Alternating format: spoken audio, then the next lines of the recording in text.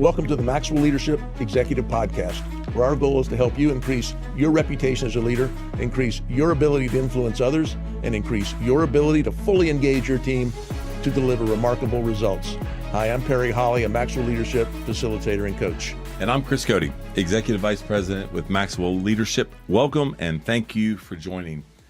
One of the things that we get the privilege of doing is we're in the field. We're coaching and we're training, and a lot of these topics and contents that we talk about here come right out of the field. And so if you're at all interested in some training for your team or some coaching, needing to take the culture to a little bit of a higher engagement level, we would love for you to jump on maxwellleadership.com/podcast. And there you can click on this episode, fill out a form, and our team would be more than happy to follow back up with you. Well, today's topic is titled The Ego Challenge. Yes. That's all I got. What is the Perry Holly story. Perry Holly story. No.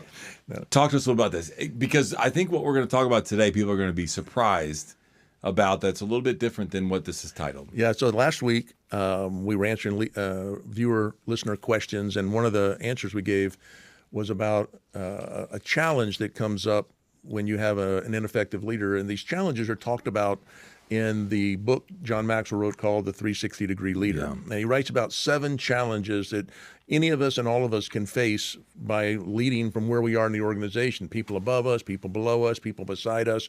You're leading in the middle.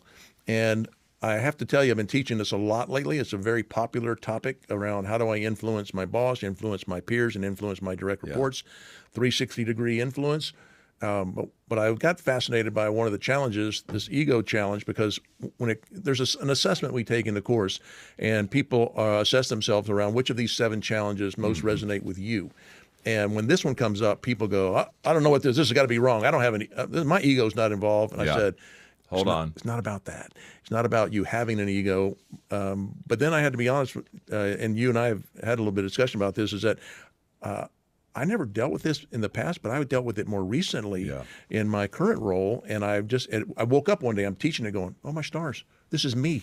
And started looking at some of the ways to handle this. But I thought we could just talk through what this is and how it applies. Yeah, I think any individual contributor in an organization or any leader that is leading a team that still finds themselves in the middle of the organization could feel this and does feel it, right? I think all of us, if we were true to ourselves, feels this. The ego challenge will say, hey, you feel like you're hidden in the middle of the organization. It doesn't mean that you have a big ego. And that's what I was saying in the intro. It's a little bit different than what this might be, and that you need to humble yourself. That's not what we're going to talk about today.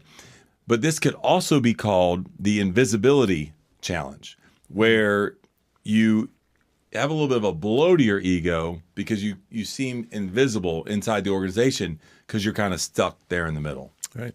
Well, it's and that's the big point, is that it's not about you having a big ego. It's about you feeling overlooked or not valued, or I don't matter, or those types of things, or I don't get credit. I'm doing so much here, and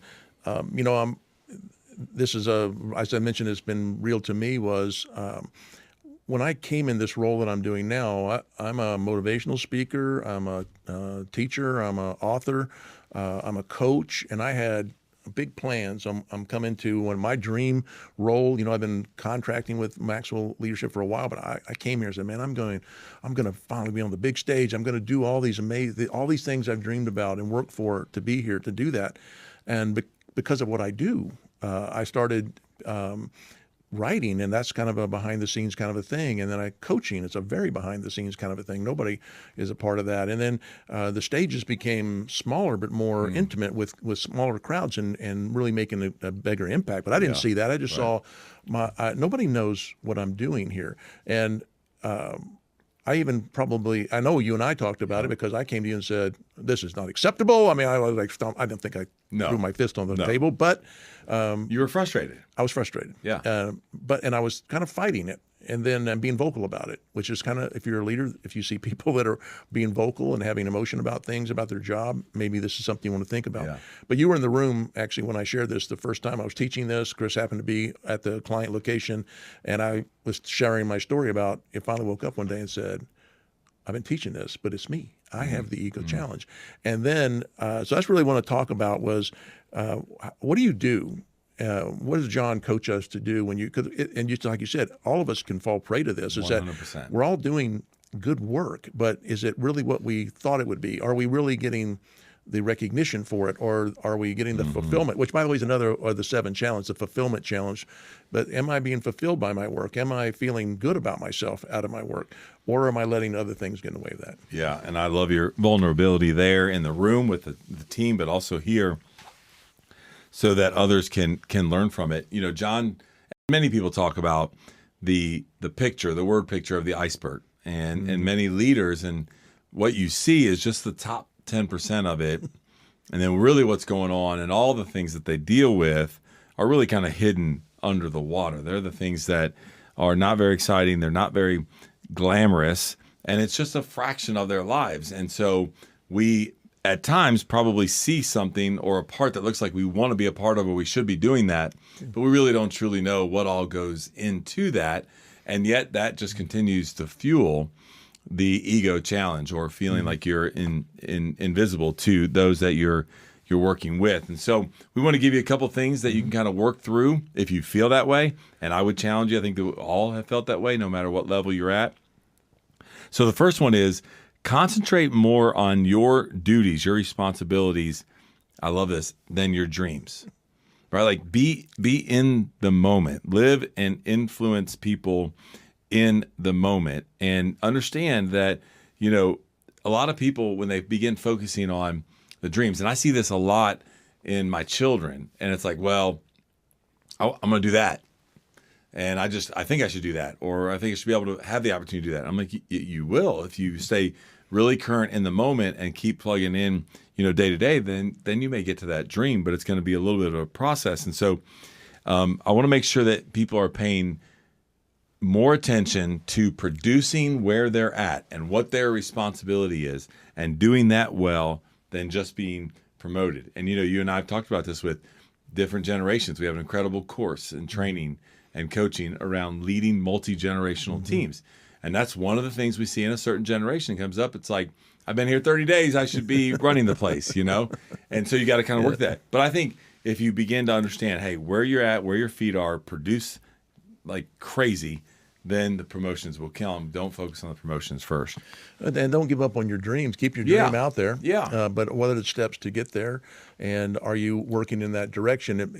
What I found was I wake up and go, well, I'm not where I think I should be, but am I making progress toward where I think I should be? Or am I perhaps doing something else that is adding value? The number 2 was that John would teach after concentrate more on your duties and your dreams. Number 2 was appreciate the value of your position and what you bring to the position. Is that when I was giving you a hard time about where am I going here? Why am I not on? Your response was kind of look at what you're doing. I took 72 flights last year. I'm on a ton of stages. I am in front of a lot of people. I have a bunch of coaching. And I said, what's the value of that? Oh, am I actually doing what it is I set out to do? Yes. Am I doing it the way that I had dreamed and envisioned it doing? Sometimes, but not so much. And I thought, why am I letting that unravel my attitude and my approach, and saying, I need to just appreciate the value of what I do here, and that I am making a difference. I am adding value, and that I am working in a form of my dream. And it may not be exactly what I thought, but it is bigger than I thought. So it really, when you're in the middle like that, not really feeling your value. Yeah. And I would tell you, even on top of that, we talked a little bit about what this podcast has turned into, which was something that you guys have heard the story of, Perry saved me from, but the millions of downloads and the people. And so it looks completely different than any of us think. And so we've just been able to have those conversations. But it is something that every leader kind of works with. Hey, podcast listeners. Many of you listening right now would probably love the autonomy that comes with owning your own business or becoming a coach that helps other businesses succeed. Well, we have a phenomenal strategy where you are 100% in control of your own business, earning income on your own terms, and have access to the people, tools, and resources you need to build a thriving leadership development business. When you become a Maxwell Leadership Certified Team member, you join a global community of entrepreneurs led by our expert team of mentors and faculty, including John C. Maxwell. You'll also get one of the top leadership certifications in the world next to your name, giving you the boost you need to get started. Visit us online at maxwellleadership.com/join the team to find out more. Yeah, the other one is find satisfaction in knowing the real reason for the success of a project. It may not be your name announced or talked about in an email or at a company meeting, but man, when you know the impact of what you did had on the outcome of that certain project, then allow that to satisfy you. Allow that to be your motivation. I'm a big proponent of being driven internally than externally. And I know there's some of that. We all have appreciation languages, and we need to be aware of that. But man, if your main driver is due to external things, then you might not be in the right field or the right area or the right calling or the right focus.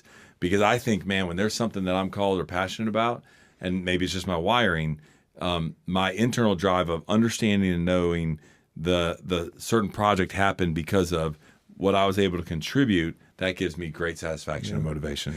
Well, I noticed when we came out of that stage and you had heard me tell this story, you said, man, I've noticed, now that you mentioned, you've been a lot calmer, a lot more focused on what you're doing. I go, yeah, it's changed my whole outlook. Yeah. And we were in Orlando with John a few weeks ago, and I used to go to events like that, and I almost felt like I was elbowing my way in to be in the presence of John and Mark and everybody, and which is we're invited to be in their presence. Yeah. But I felt like I know what I wanted, and somebody said, you seem like you're just you're kind of standing back. I go, I don't need anything. I know what I do. I know the value I bring. Yeah. And if I can serve, I'm not here. I don't need anything. I'm just here to serve and be a part of it. Yeah. And I don't know. I just felt this real peace come over me. A fourth way that John teaches is also to embrace the compliments of others who are also in the middle of the pack. I am awful at this. I know we got some, I think of Susan, our team. She's such an encourager to me, and she'll say, "Man, I just really appreciate what you did. When you had that audience, you were so." And I go, "Oh, shut up." I don't blow just, it off. because I'm what am I not on the right? That's a small stage. There's only 200 people, not 2,000 people. No, they thank you and say, wow, yeah, that feels good that somebody in the middle with me recognized that. Yeah. Our whole team has always come alongside of us and given us affirmations like that. And I used to just blow it off. Now I'm just thankful. I think it may even be more relevant from our peers. Hey, that's a great point. Right? It because is. they get it. Like, we've all been in those situations, and maybe it hasn't gone the way that we thought it went, or we lost the room, or we lost whatever. And so I think they get it versus someone that may not even be able to understand what that looks like.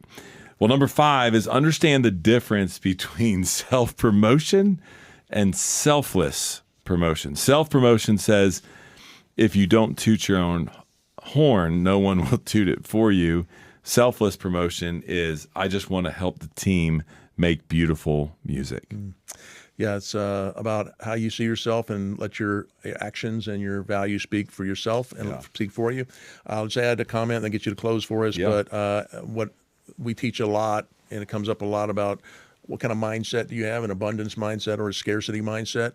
And sometimes when you get a little tied up in I'm not getting what I need, it's a scarcity thinking. I need to get more from me versus an abundance mindset that said there's plenty to go around for everyone, and I'm here to help spread that around. And in doing so and being generous and thoughtful of others and my role and appreciating what I do, there'll be plenty for me. Plenty for it. Well, as I wrap up, just know you're listening right now and you go, that's me. That's why Perry created this, because we feel like this applies to so many people. And so I got a couple thoughts for you as we close. Maybe you are saying, hey, I feel like I'm in the right area, the right calling, and I want to continue to get past this ego challenge and get out of the pack and maybe get noticed. One of the things I would encourage you to do is to strategically, and I use that word strategically. I see what you just did there. You like that? Offer, and I'm not even the writer at the table. That was amazing. offer to take on projects. And the reason I said strategically is because you need to make sure that they do fit that skill set or that whatever.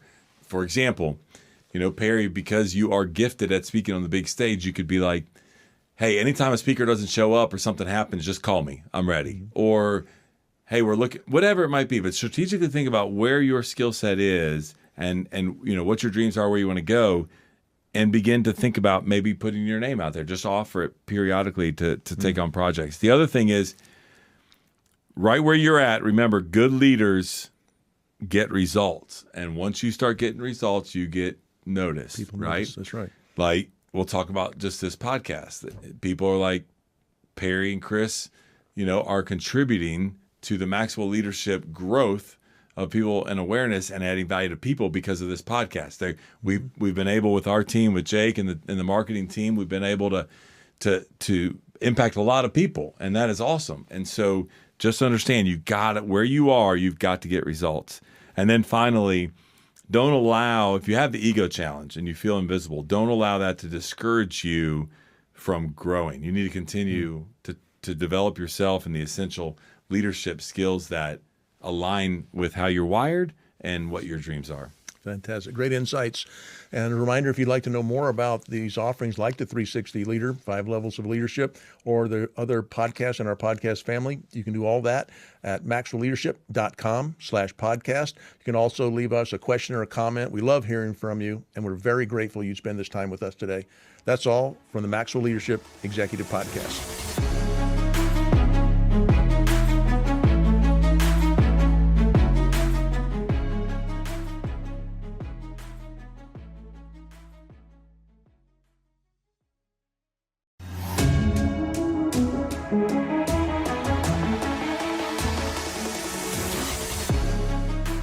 Welcome to the Maxwell Leadership Executive Podcast, where our goal is to help you increase your reputation as a leader, increase your ability to influence others, and increase your ability to fully engage your team to deliver remarkable results.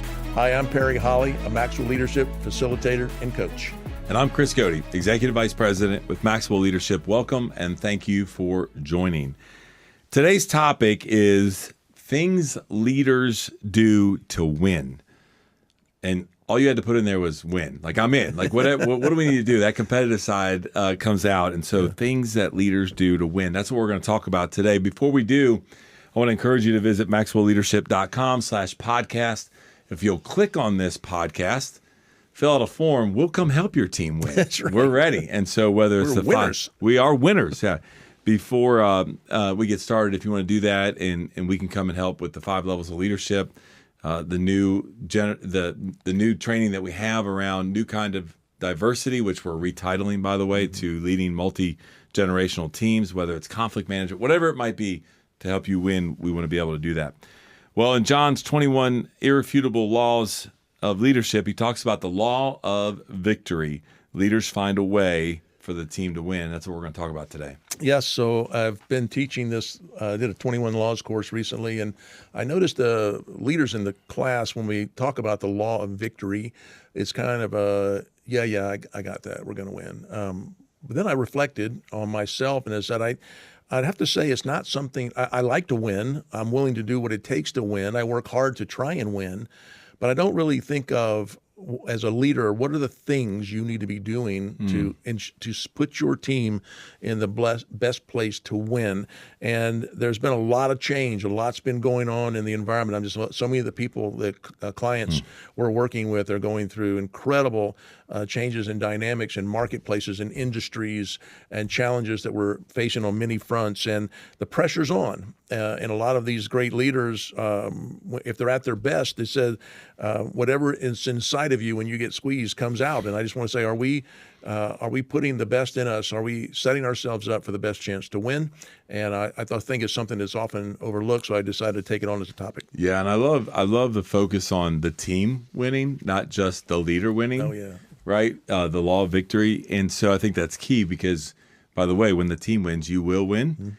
Too many leaders that we've worked with and we've seen out there, that may not be the case. And so while you win in the short term, that won't be long term for you if we're not doing it in and through the team. And so one of the things I I want to talk about, as you were just saying, is as a leader, what type of thoughts and leadership learnings are you putting in your head and on your heart, developing yourself in the role that you're in? What does that look like? And I think so much, and I've learned a lot about this over the last maybe 5 years or so, about the mindset.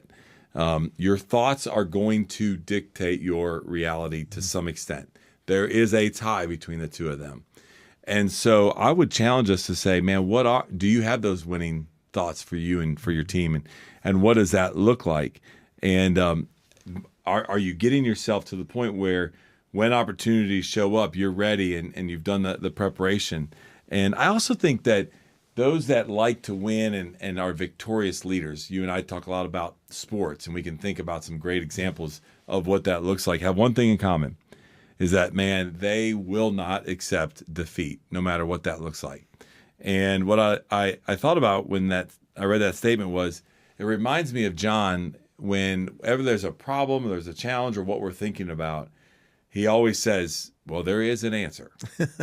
Somewhere, That's right. someone has an answer to that. We just got to figure out what that is. And let's not stop There is an answer. until we become victorious, until we figure that out.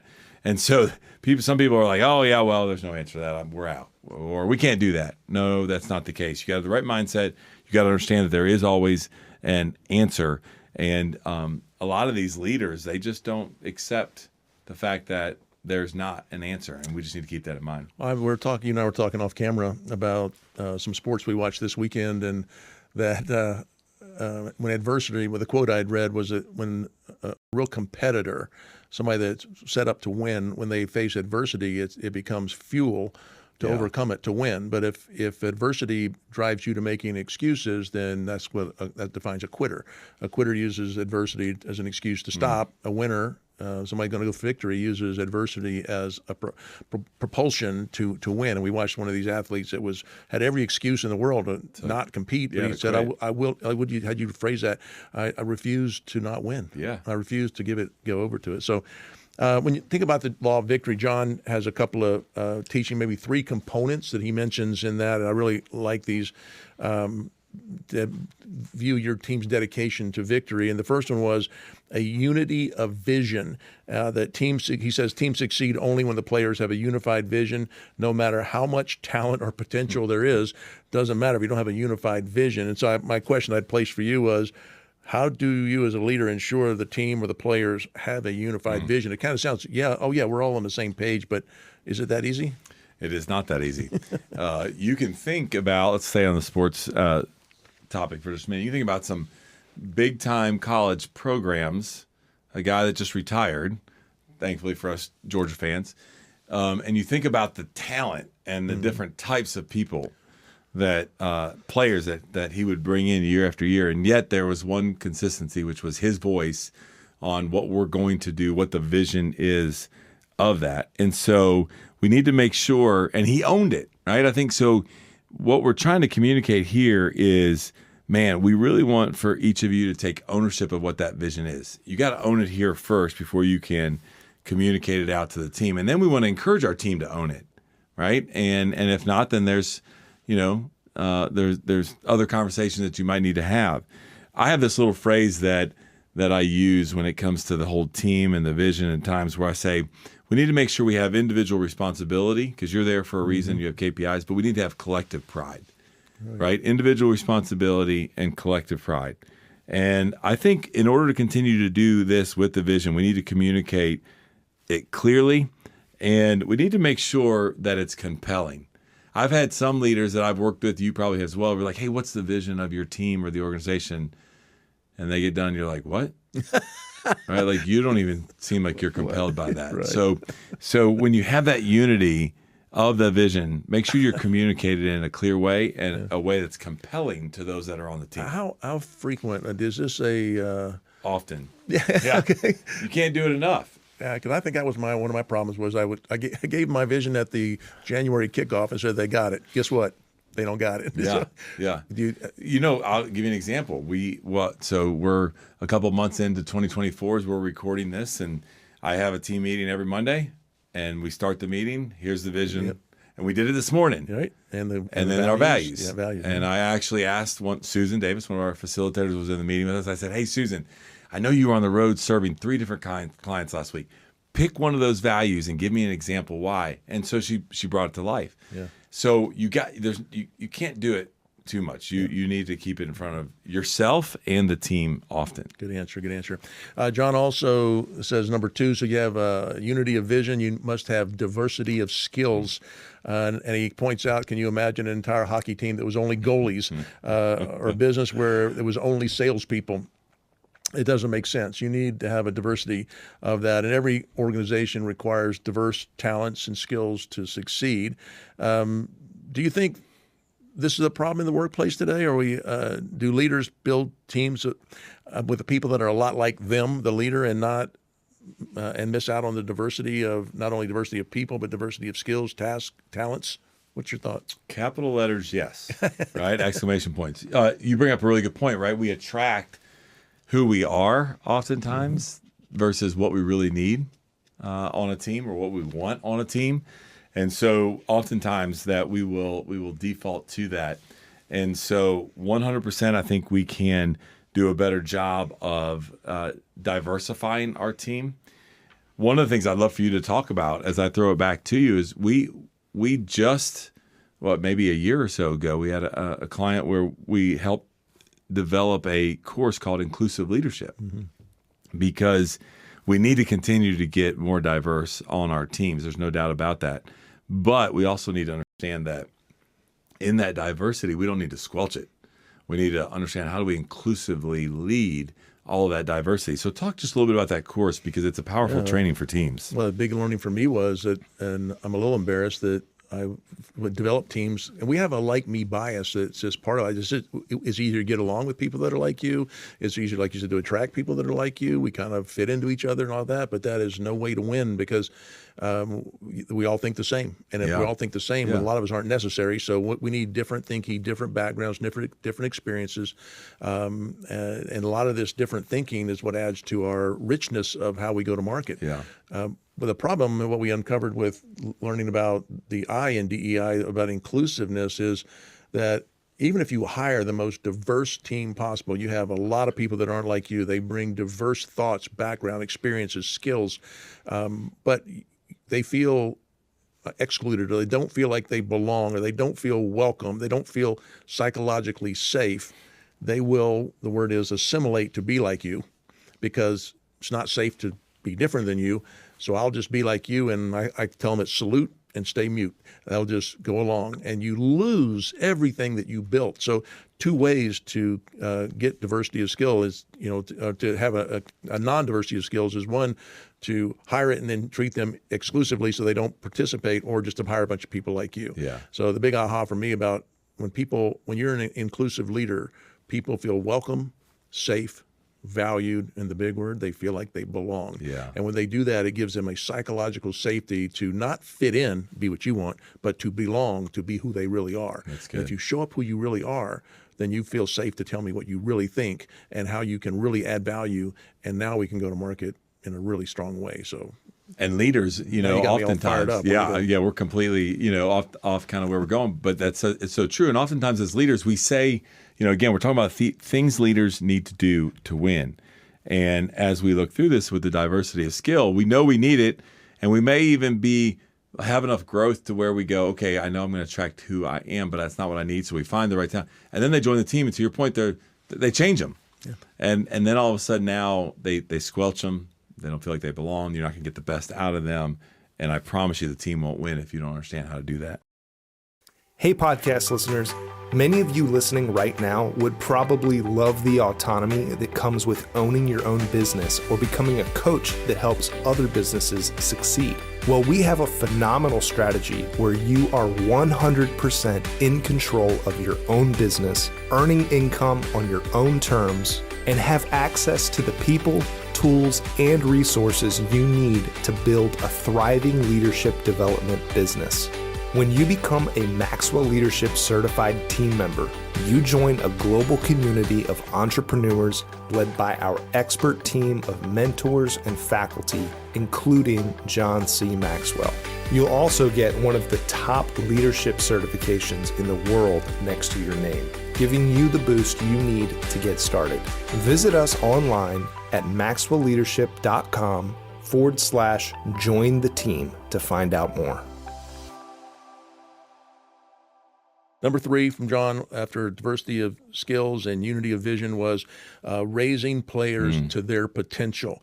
That leaders that win not only see potential in others, but they invest in developing potential in others. This is in our sweet spot here, but 100%. always telling leaders about what are you doing not only to develop yourself, but to develop your team. Yeah, this does not happen by accident. We have to be intentional about it. And I think this comparison that I wrote down as I was thinking about, wow, what are some of the leaders that I've seen in the past that I've admired, that I've seen win continuously over and over again, is that they do have this, let me develop them as an individual and then empower them to run. Not, although we need this, not train them and then delegate to them. That is a massive difference, between those two statements right there. And I think if you're going to win repetitively, you got to get into the place of how am I developing and then empowering versus just training and then delegating tasks to them. So last comment, maybe you give us a thought on it, but so we have this, we want unity of vision and we have diversity of skills. That diversity can be differences in people. Is it the idea of bringing them together, that diversity of skill and outlook and backgrounds and all that, bringing that together under a unity of vision doesn't seem like an automatic thing. It seems like it might be a little bit of an uphill. Any coaching thoughts on, if you're a leader, if you have this rich diversity, how do you bring them into focus as one?